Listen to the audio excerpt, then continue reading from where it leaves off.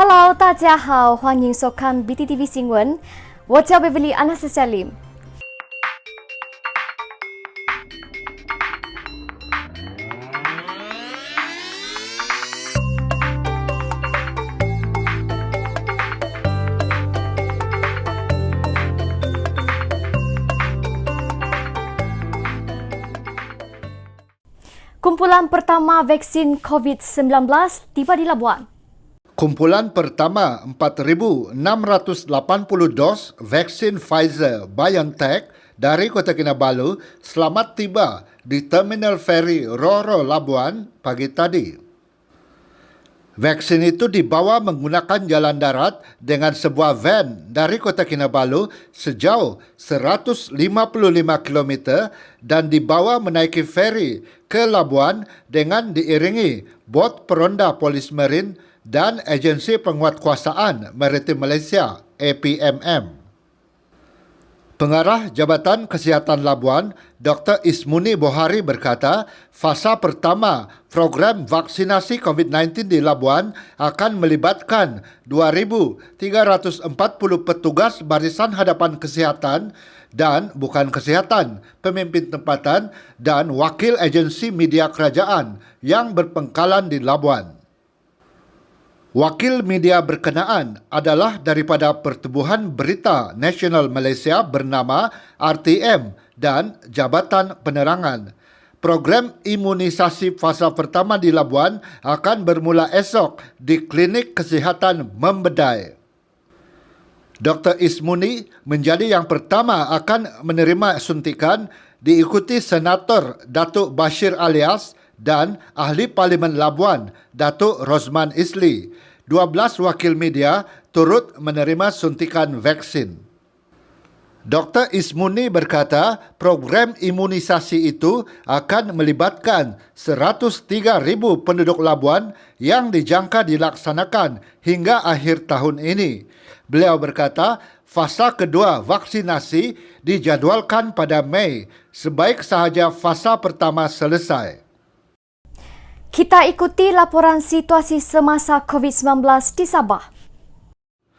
Kes positif baru COVID-19 di Sabah kembali meningkat dengan 129 kes dilaporkan hari ini berbanding 93 kes semalam, menjadikan jumlah kumulatif kini 52,595 kes. Dan inilah yang saya katakan, tren turun naik atau yoyo dalam perkembangan seharian. Walau bagaimanapun, seperti mana yang kita nyatakan dahulu, sebarang kes di bawah 200, malah di bawah 150 adalah satu, masih saya anggap satu jumlah yang stabil dan menunjukkan ke arah penstabilan. Mudah-mudahan kita dapat menstabilkan nanti dalam masa yang terdekat. Yang pasti ialah R0 kita adalah agak rendah, ya. Kalau saya tak silap 0.82, ya, R0 kita. Dan kalau ini kita dapat kekalkan, walaupun ada turun naik dalam jumlah atau statistik kes baru di Sabah ini, selagi kita berada dalam tahap R0 yang rendah, saya fikir kita masih boleh katakan kita berada dalam suasana yang terkawal.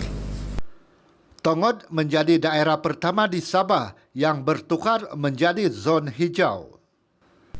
Satu berita baik pada hari ini ialah kita sudah nampak ada satu daerah hijau, ya. Dan daerah itu ialah daerah Tongod, ya.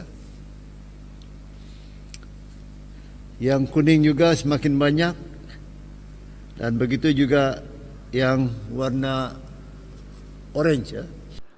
Perintah Kawalan Pergerakan diperketatkan, PKPD, dikuatkuasakan di Kampung Sinsingon dan Kampung Lotong Nabawan bermula esok sehingga 12 Mac.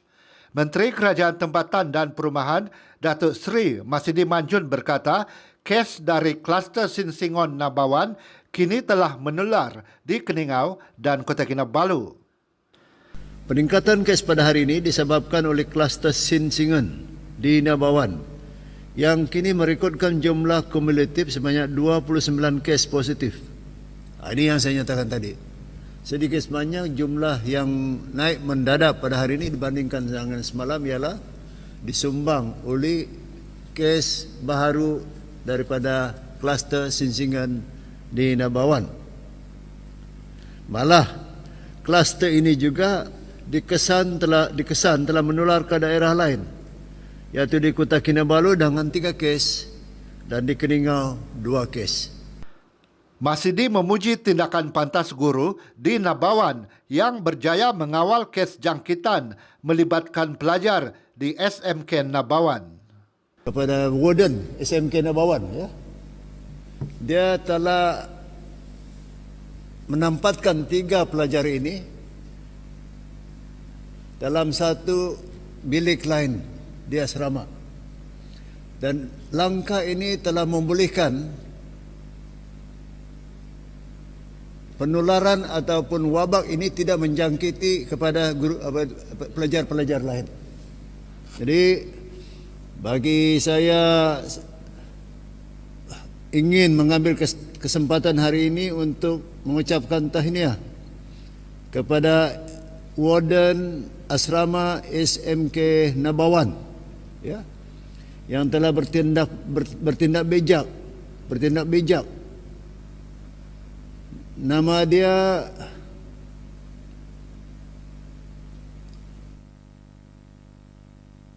Gulisa kalau saya tak silap, dan pengetua sekolah ini ialah Encik Haliman. Tindakan bijak mereka telah dapat mengurangkan kes jangkitan yang melibatkan pelajar-pelajar yang lain. Satu kes kematian dilaporkan hari ini, iaitu di Papar. Satu kluster baru turut dilaporkan, iaitu kluster Merotai Besar, Kalabakan dengan 26 kes kumulatif. Kluster ini melibatkan sebuah premis perniagaan yang terletak di Jalan Tawau, Kalabakan, Merotai Besar.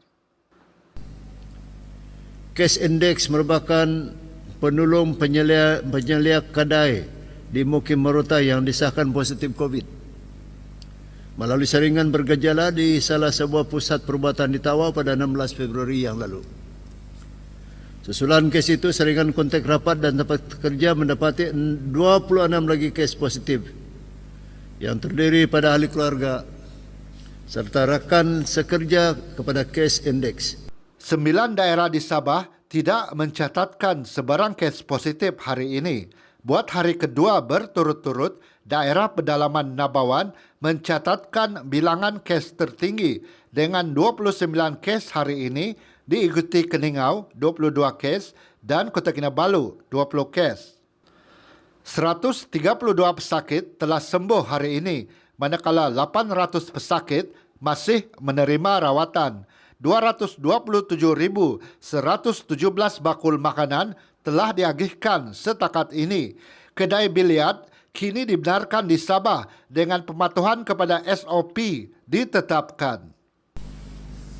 Kerajaan negeri bersetuju membenarkan aktiviti biliar beroperasi di premis berlesen berkuat kuasa hari ini selaras dengan SOP bidang sukan yang telah pun ditetapkan di bawah PKPB. Kita benarkan dengan syarat-syarat tertentu, antaranya penjarakan fizikal dan juga jumlah yang terhad yang ditetapkan. Mohon rujuk kepada SOP MKN. Ada peraturannya di situ. Cuma ini untuk tujuan suka-suka, bukan tujuan untuk pertandingan, ya.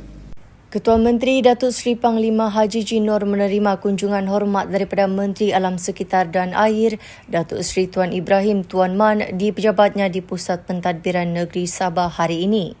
Kedua-dua pemimpin itu turut makan tengah hari bersama.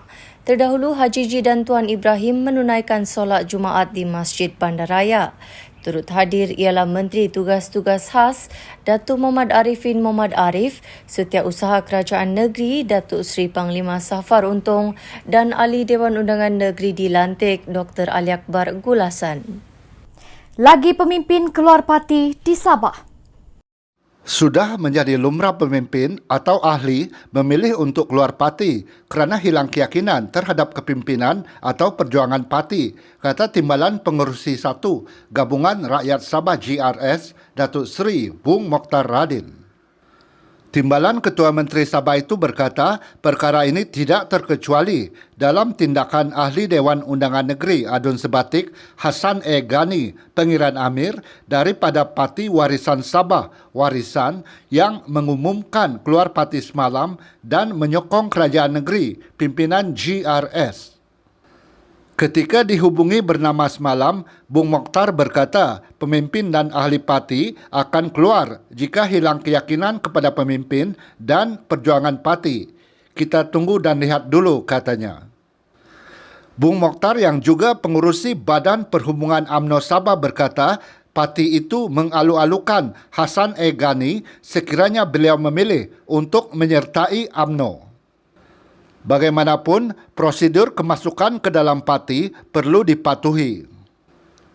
Hassan E. Ghani dalam temu bual dengan bernama semalam mengumumkan keluar warisan atas alasan parti itu masih mengutamakan politik berbanding kesejahteraan rakyat. Susulan tindakan Hassan E. Ghani menyokong GRS, gabungan itu yang dianggotai Parti Komponen Perikatan Nasional, Barisan Nasional dan Parti Bersatu Sabah kini memiliki sokongan 48 adun daripada keseluruhan 79 adun di Sabah. LPPB Sabah akan membina rumah berkonsep sewa beli.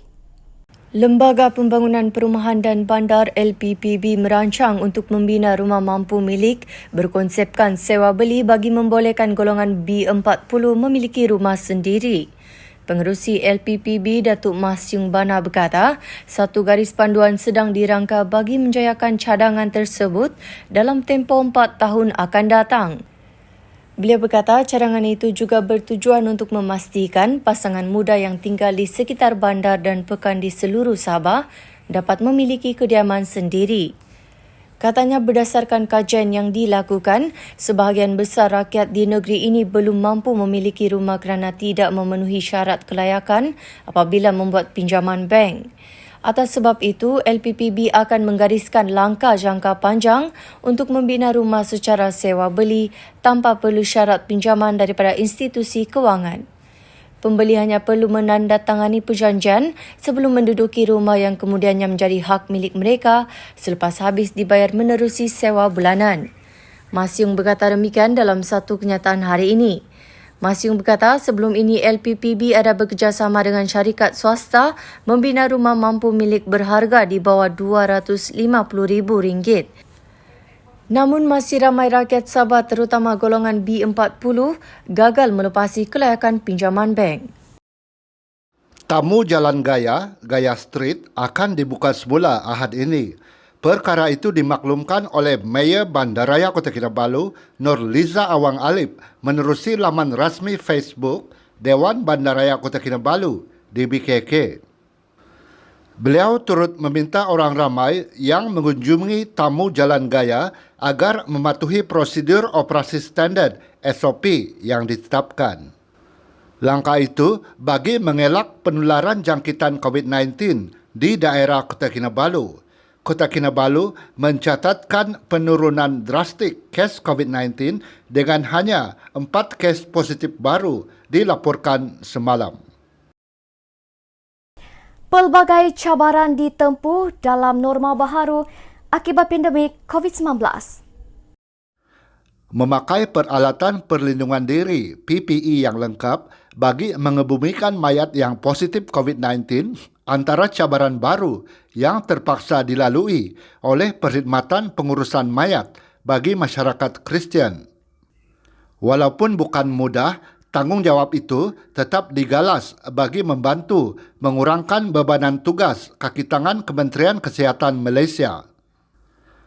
Bagi Labak Muk Simpudu Undertaker Service, sekiranya ada keluarga yang menggunakan perkhidmatan mereka, pengebumian akan dilakukan mengikut syarat dan prosedur operasi standard SOP yang ditetapkan oleh kerajaan.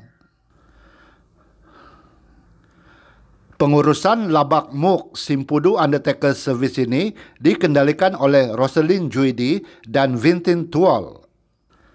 Roselyn berkata mereka menyediakan perkhidmatan yang lengkap, iaitu bermula dengan proses memandikan mayat, pengawetan, pemakaian baju, mendandan jika perlu, menghias rumah mendiang atau rumah mayat sehinggalah kepada proses pengebumian.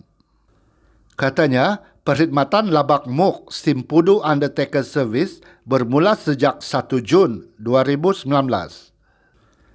Menurutnya, pengurusan mayat sentiasa diperlukan tanpa mengira waktu, termasuk ketika pandemik COVID-19. Beliau berkata, biarpun berlaku sekatan daerah ketika Perintah Kawalan Pergerakan PKP, urusan berkaitan pengebumian masih dibenarkan. Katanya, keluarga yang terlibat hanya perlu mendapatkan surat kebenaran Polis Diraja Malaysia (PDRM). Sehingga semalam, Malaysia mencatatkan 1,100 kes kematian akibat COVID-19 dengan lebih 300 kes adalah di Sabah.